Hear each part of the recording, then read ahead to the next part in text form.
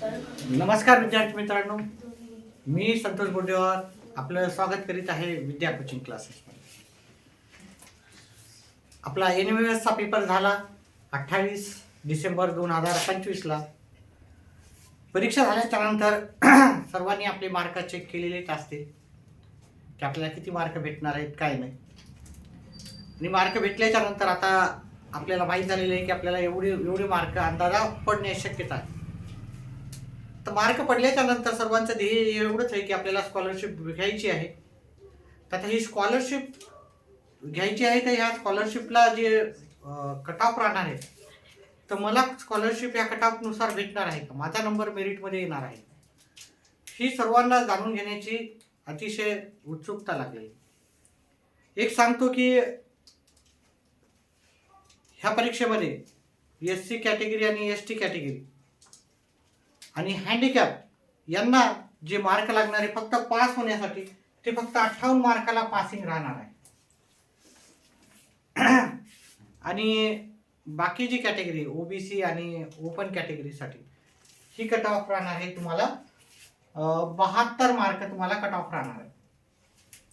एवढं लक्षात ठेवा. पासिंग कट ऑफ नाही, पास किती मार्काला आहे? 72 मार्काला. आणि 58 मार्काला SC आणि हँडिकॅप पर्सन असतील तर त्यांना ते पास होणार आहे. म्हणजे पास झालं म्हणजे तुमचा जो निकाल येतोय त्याच्यावर ते तुम्हाला पास म्हणून देतील. पण तुम्ही क्वालिफाईड आहेत का? स्कॉलरशिप घेण्यासाठी तुम्हाला क्वालिफाईड होण्यासाठी तुम्हाला मेरिटमध्ये यावं लागतं.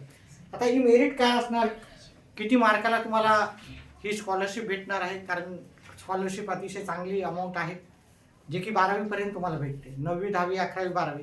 तर आपण जाणून घेऊ की याची कट ऑफ काय असू शकते. जसं की मी सांगितल्याप्रमाणे आधीच की प्रत्येक जिल्ह्यानुसार ही कट ऑफ वेगवेगळी राहते, वेगवेगळ्या जिल्ह्यात वेगवेगळी कट ऑफ राहते. तर आपण पहिले पाहू की ओपन कॅटेगरीसाठी ही कट ऑफ काय राहणार.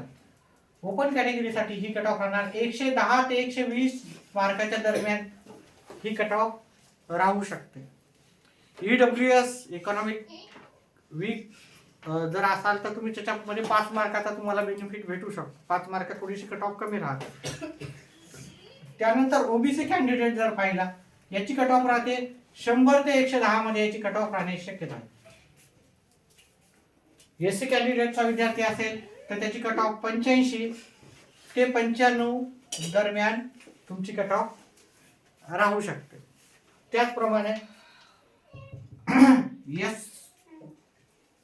ST किंवा NT या कॅटेगरीचे तुम्हाला 90 ते 100 मध्ये तुमची कट ऑफ जाऊ शकते.